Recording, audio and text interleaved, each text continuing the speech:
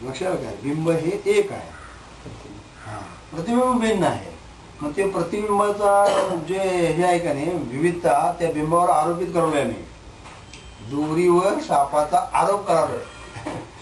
मग आरोप कधी नष्ट होतोय, यथार्थ ज्ञानात अनुभूती झाल्यानंतर. तसं स्वरूपाकार वृत्ती तुमची झाली मग भिन्नत्व संपलं. तोपर्यंत भिन्नत्व आहे. मग ज्ञानी पुरुषाचं लक्षण चाललंय, नित्यमुक्ताचं लक्षणाचं वर्णन चाललंय. मग नित्यमुक्त व्यवहाराच्या ठिकाणी कसं आहे, जो इथं धारण करतो व्यवहार शुद्ध त्याशिवाय होणार नाही. तुम्ही तो असं म्हणणार नाही, माझं मला मी पैसे दिला असं कसं म्हणायचं, मग व्यवहार सिद्ध होणार नाही. तो काय म्हणेल किंवा मी पैसे आहेत ते अमुख्याला मी दिले, त्याची पावती घेतली वगैरे वगैरे, हे व्यवहार सिद्धता आहे. परंतु ते करत असताना हा सगळा व्यवहार म्हणजे व्यवहाराच्या स्तरावर बरोबर आहे. अखेर पक्षी सबभूमी गोपाल की, हे सगळ्या याच्यावर लिहिलं असते. मैं धारक को वचन देता हूँ, त्या गव्हर्नर लिहिलं असते रिझर्व्ह बँकेच्या. हे ज्यानं धारण करल त्याला बाबा ह्याची किंमत ती मी काय करतो ते ग्राह्य मानतो. मग त्याच्यावर 10 रुपये लिहिलं असेल, 100 लिहिलं असेल तर त्याला अभिवचन देतो, गॅरंटी देतो तो की ज्याच्याजवळ आहे त्याला ह्याच्या किमतीचं तुम्हाला काय असेल ती वस्तू किंवा त्याचं मूल्य त्याला ते प्राप्त होतं.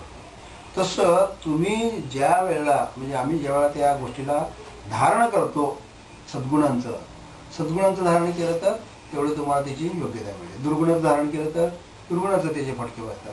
आणि हे सद्गुण दुर्गुणाच्या पलीकडे गेलं तर मग कशा धारण होणार, मूल्य धारण जे आहे म्हणजे ज्याच्यामध्ये ब्लँक, ज्याच्यावर कुठल्याही प्रकारची छपाई नाही, ज्याच्यावर कुठल्याही प्रकारचा आरोपित नाही, असं ब्लँक राहील.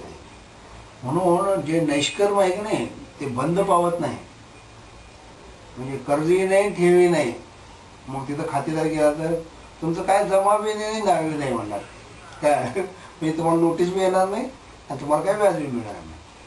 म्हणजे ज्या वेळेला एखादा माणूस त्याचा मेंबर आहे संस्थेचा पण व्यवहार काहीच नाही, त्याला काय होईल, कुठल्याही प्रकारचं काही मिळणारही नाही आणि त्याला काय मागणीही होणार नाही. परंतु त्याला हक्क मात्र प्राप्त होईल. म्हणजे त्याचा मेंबर असल्यामुळे तो हक्क प्राप्त होईल. तसं परमेश्वराच्या दरबारामध्ये त्याला हक्क प्राप्त होईल, पण त्या हक्कासाठी कधी धडपडणार नाही, पण त्याला अपेक्षाच नाही काय पण.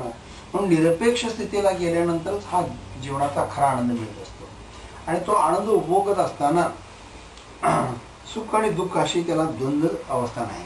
म्हणजे त्याला काय म्हणतात, म्हणजे दोन बाजू नाही आहेत त्याला, दुसरी बाजू नाही त्याला आरोपित करायला कुठल्याही गोष्टी नाही. म्हणून ते म्हणतात ज्या देहात्मबुद्धी दृढदृष्टी त्या एकत्व लोपे अनेकत्व उठी, ज्ञान निश्चयो ज्याच्या पोटी त्या अनेकी दृष्टी एकत्वे. कसं आहे, देहात्मबुद्धी दृढ झाली की एकत्वाचा अनुभव लोकतो. म्हणजे भिन्न भिन्न वाटायला लागते. शेजारी असू दे, मित्र असू दे, भाऊ असू दे, वैरी निर्माण होते. आणि सहनशीलता वाढली काय, किंवा काय नाही असू दे आपलं आहे, काय एक कार्य घेतला तर आपलाच भाऊ आहे असं त्याला भाव निर्माण झाला तर वाद होत नाही. रात्री एक व्हिडिओ लागतो, शेतकरी काय करतात, किरकोळ गोष्टी 4-5 बुडाची भांडण करतात.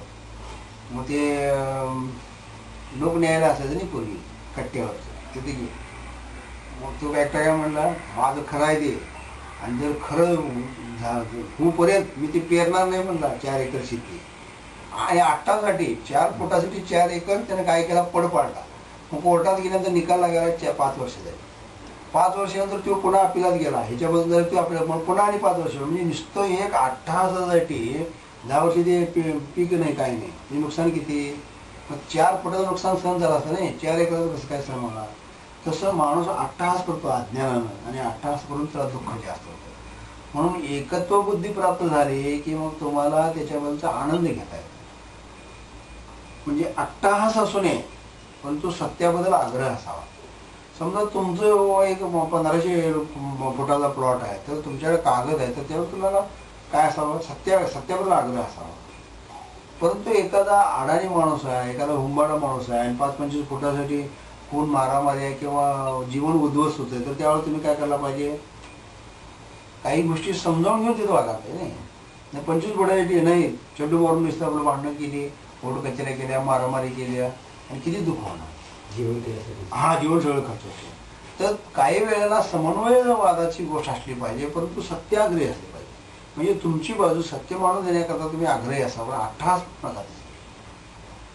जे काही न्यायनिवाडा करणारी माणसं आहेत त्यांना कळायला पाहिजे की बाबा ह्याचं हे बरोबर आहे, एवढं तरी तरी पुष्कळ झालं. लक्षात आलं काय? मग एखादा आडमुठ असते, हो नाही आम्ही ऐकत असं म्हणणं काय करायचं? म्हणजे असं घडलंय बऱ्याच ठिकाणी म्हणून तुम्हाला सांगा. मी उदाहरण सांगतो आता घडलेलं. आमच्याच बाबतीत सांगतो, जगात सांगण्यात काय अर्थ नाही.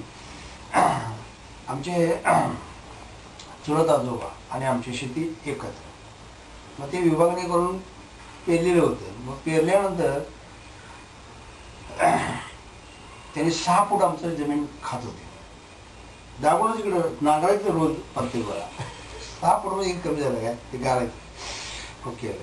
मग आमचे भाऊ काय म्हणले, अहो हे सारखं इकडं आमच्यात येऊन येऊन सगळं म्हणले 5-6 फूट आमचं त्यांनी जमीन खायला आणि आमच्यावर म्हणले त्यांची कुरवडी असते. मग आम्ही काय केलं, एकदा आमच्या गावात ते बळवंत स्वतः तुम्हाला माहिती मागोच्या. मग तो हिशोबातला माणूस पक्का हो इंचापर्यंत. मग त्याला आम्ही घेऊन गेलो. मग घेऊन गेल्यानंतर त्यानं सगळं मोजला फिरला आणि हे 6 फूट इकडे जाते म्हणला. मग सगळं मग राव म्हणले, आम्ही घाले म्हटल्यानंतर सगळं कागदाबरोबर केलं सगळं आणि राव म्हणलं. रवल्याबरोबर त्याच्या समोर पंचांच्या उकडून टाकलं त्याने. आम्हाला मान्य नाही म्हणली.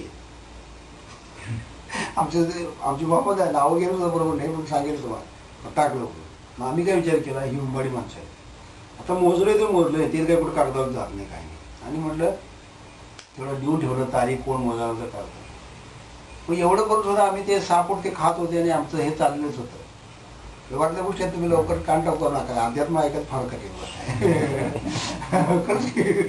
ही सत्याचं प्रतीकता आहे. हो सत्याचं हे सत्य आहे का हे